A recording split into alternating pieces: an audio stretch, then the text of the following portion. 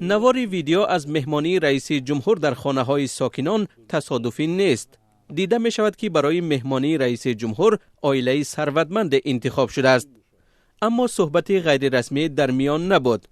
اهل عائله با نقاب به نشان احترام دست پیشی بر نشستند. جلوی صحبت نیز در دست رئیس جمهور بود.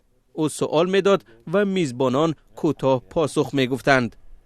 حتما بسیار وزمین دنیا وزمین میشه. رسما این سفرهای معمولی رئیس جمهور به نواحی کشور است. اما عزیز نقیبزاد، روزنامه‌نگار و تحلیلگر مسائل سیاسی میگوید این یک اصول نوی ترغیبات در آستانه انتخابات پرزیدنتی است.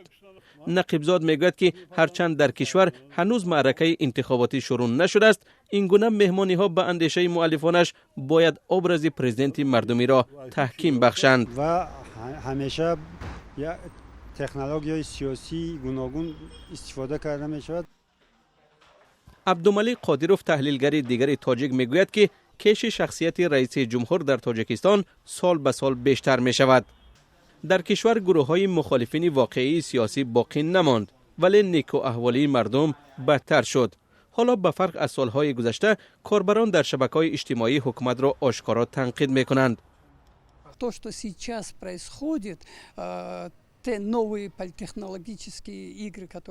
آن چیزی که در ما می‌گذرد، یعنی آن بازی‌های تکنولوژی سیاسی که از آن کار گرفته می‌شود و در تلویزیون زیاد ترغیب می‌گردد، یک هدف دارد: برگردانیدن آبروی رئیس جمهور به زینه تا دوره پاندمی.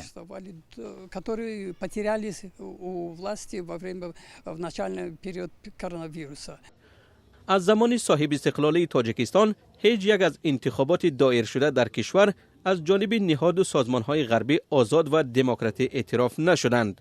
بنا به گفته سازمان امنیت و همکاری در اروپا، در انتخابات آخری پارلمانی در تاجیکستان تقلب در شمارش آرا وجود داشت.